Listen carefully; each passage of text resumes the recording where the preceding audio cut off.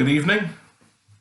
Pastor Stephen here, continuing our reading through the Bible for the year. We start at Genesis chapter 36. These are the descendants of Esau, that is Edom. Esau took his wife from the Canaanites, Adah, daughter of Elon the Hittite, Aholibamah, daughter of Anah, son of Zibeon the Hivite, and Basemath, Ishmael's daughter, sister of Nebaioth. Adah bore Eliphaz to Esau. Basemath bore Reuel, and Oholibamah bore Jeush, Jalam, and Korah. These are the sons of Esau who were born to him in the land of Canaan. And Esau took his wives, his sons, his daughters, and all the members of his household, his cattle, all his livestock, and all the property he had acquired in the land of Canaan. And he moved to a land some distance from his brother Jacob. For their possessions were too great for them to live together. The land where they were staying could not support them because of their livestock. So Esau settled in the hill country of Seir. Esau is Edom. These are the descendants of Esau, ancestor of the Edomites, in the hill country of Seir. These are the names of Esau's sons: Eliphaz, son of Adah, the wife of Esau; Reuel, the son of Esau's wife, Basemath. The sons of Eliphaz were Teman, Omar, Zepho, Gatam, and Kenaz. Timnah was a concubine of Eliphaz, Esau's son. She bore Amalek to Eliphaz. These were the sons of Adah, Esau's wife. These were the sons of Reuel, Nahath, Zerah, Shammah, and Mizah. These were the sons of Esau's wife, Basemath. These were the sons of Esau's wife, Aholibamah, daughter of Hanan, son of Zibeon. She bore to Esau Jeush, Jalam, and Korah. These are the clans of the sons of Esau.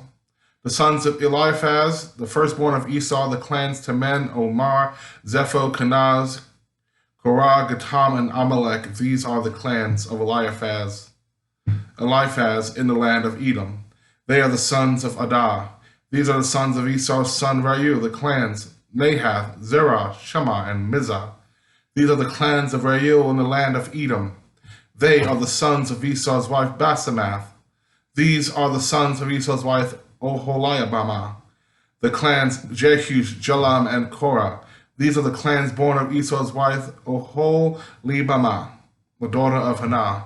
These are the sons of Esau, that is Edom, and these are their clans. These are the sons of Seir the Horite, the inhabitants of the land: Lotan, Shobal, Zibeon, Anah, Dishan, Ezer, and Dishan. These are the clans of the Horites, the sons of Seir in the land of Edom. The sons of Lotan were Hori and Haman, and Lotan's sister was Timnah. These are the sons of Shobal: Alvan, Manahath, Ebal, Shepho, and Anam.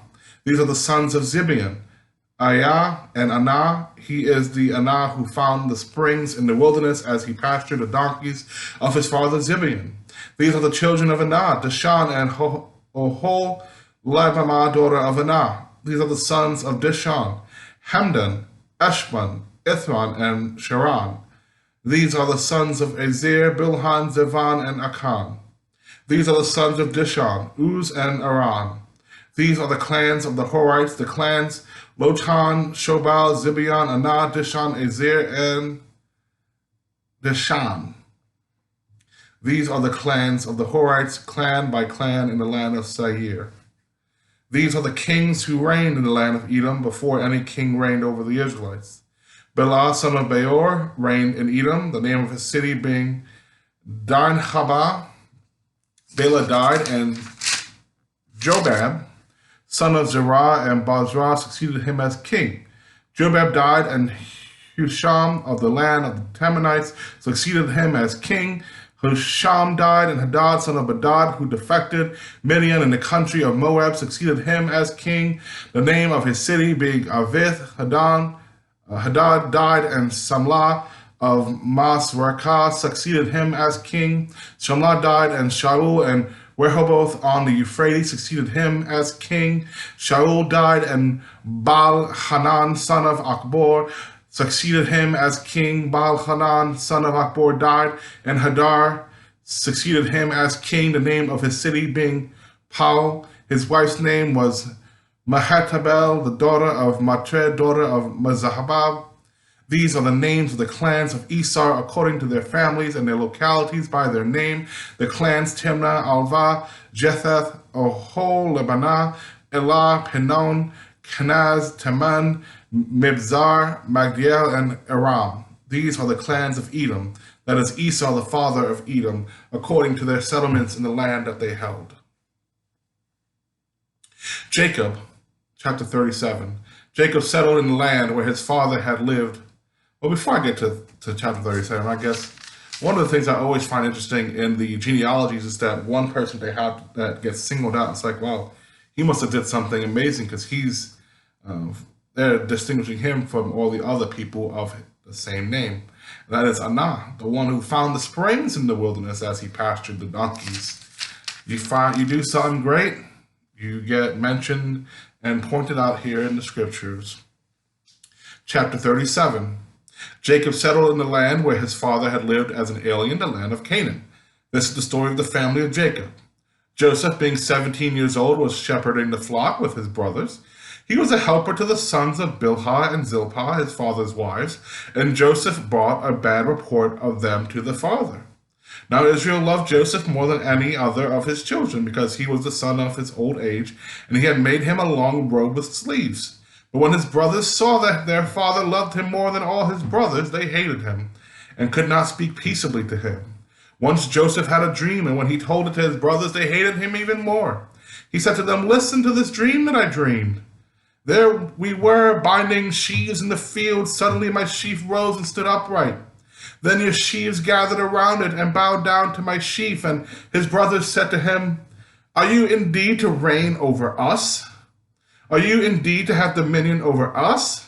So they hated him even more because of his dreams and his words. He had another dream, and he told it to his brothers, saying, "Look, I have had another dream. The sun, the moon, and 11 stars were bowing down to me." But when he told it to his father and to his brothers, his father rebuked him and said to him, "What kind of dream is this that you have had? Shall we indeed come, I and your mother and your brothers, and bow down to the ground before you?" So his brothers were jealous of him, but his father kept the matter in mind.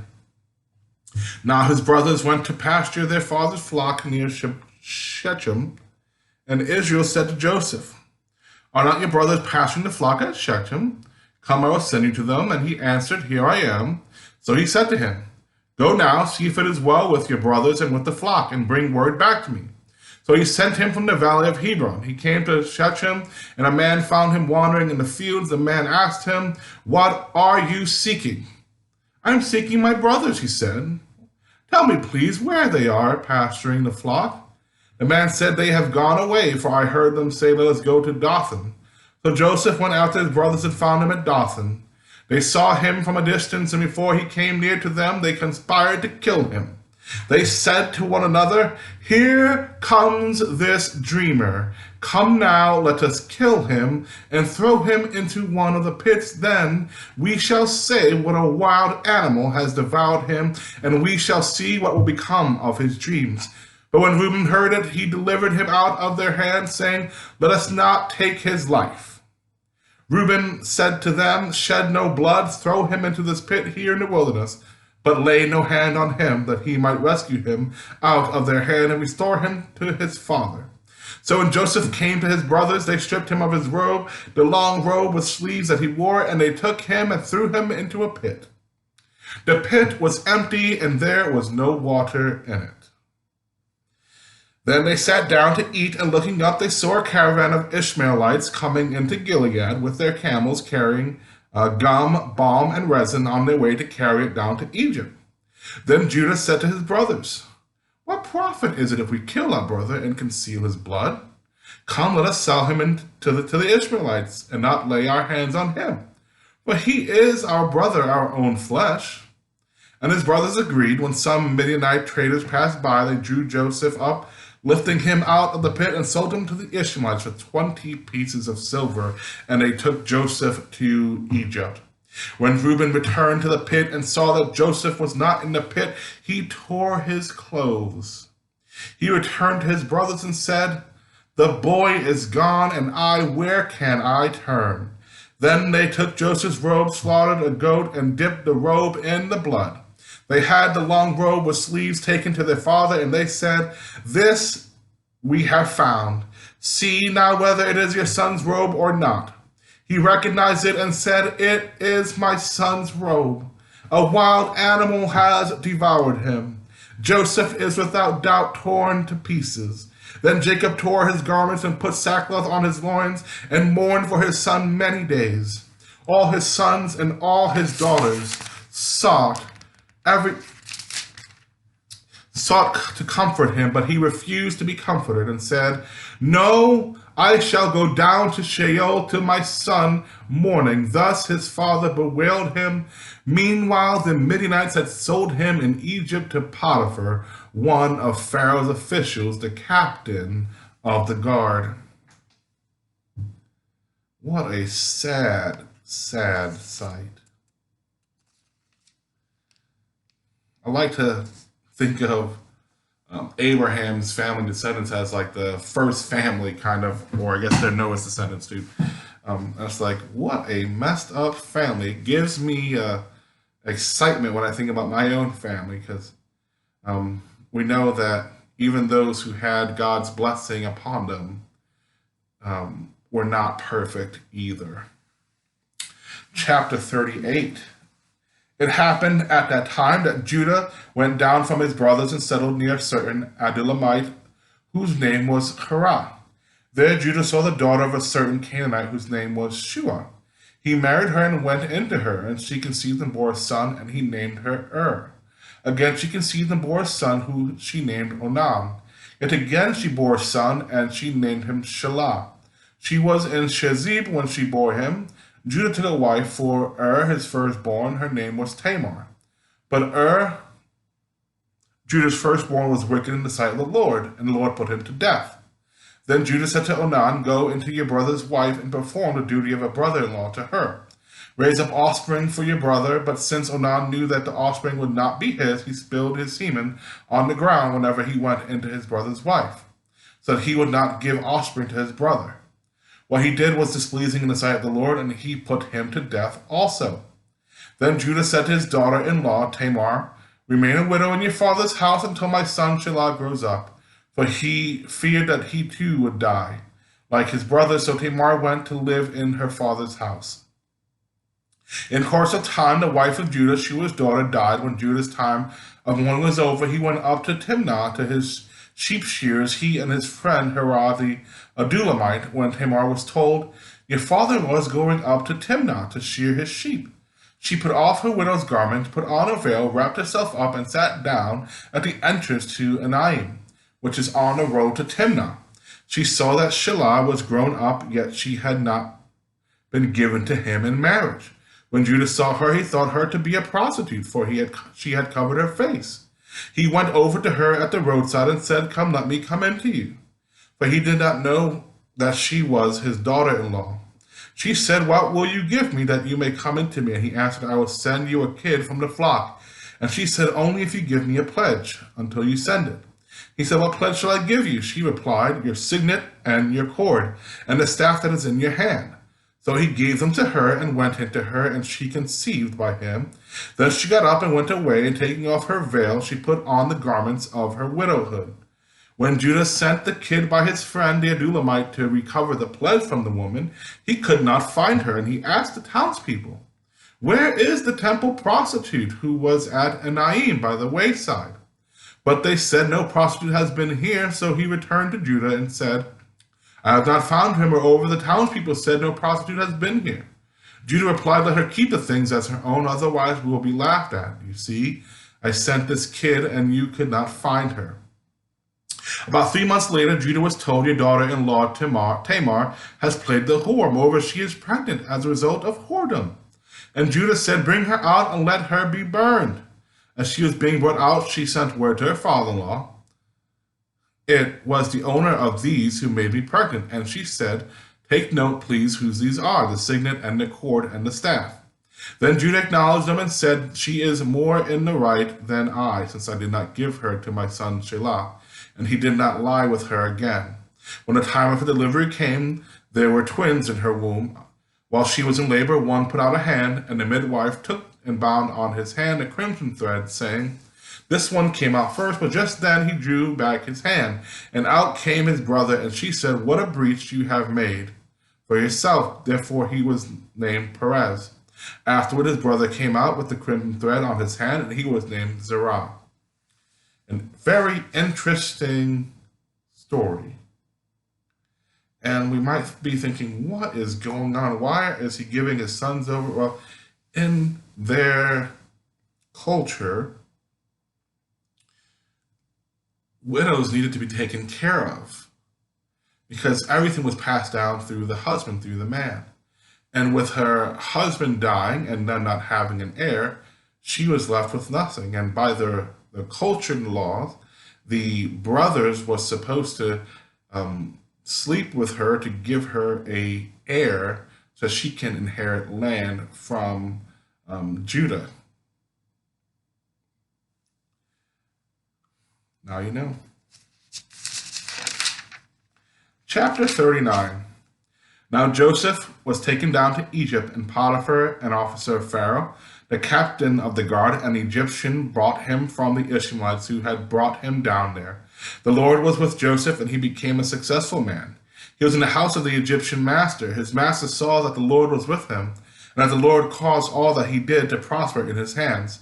So Joseph found favor in his sight and attended him. He made him overseer of his house and put him in charge of all that he had. From the time that he made him overseer in his house and over all that he had, the Lord blessed the Egyptian's house for Joseph's sake. The blessing of the Lord was on all that he had in his house and fields, so he left all that he had in Joseph's charge. And with him there he had no concern for anything but the food that he ate. Now Joseph was handsome and good-looking, and after a time his master's wife cast her eyes on Joseph and said, "Lie with me."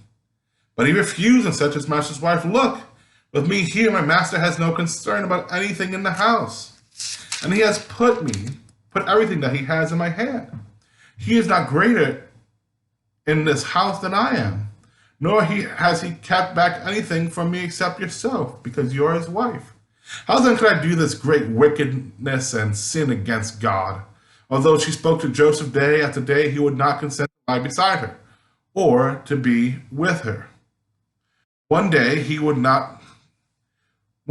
when he went into the house to do his work, and while no one else was in the house, she caught hold of his garment, saying, "Lie with me." But he left his garment in her hand and fled and ran outside. When she saw that he had left his garment in her hand and had fled outside, she called out to the members of her household and said to them, "See, my husband has brought among us a Hebrew to insult us. He came in to me to lie with me, and I cried out with a loud voice. When he heard me raise my voice and cry out, he left his garment beside me and fled outside." Then she kept his garment by her until his master came home.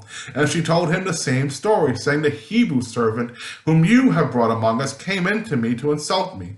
But as soon as I raised my voice and cried out, he left his garment beside me and fled outside."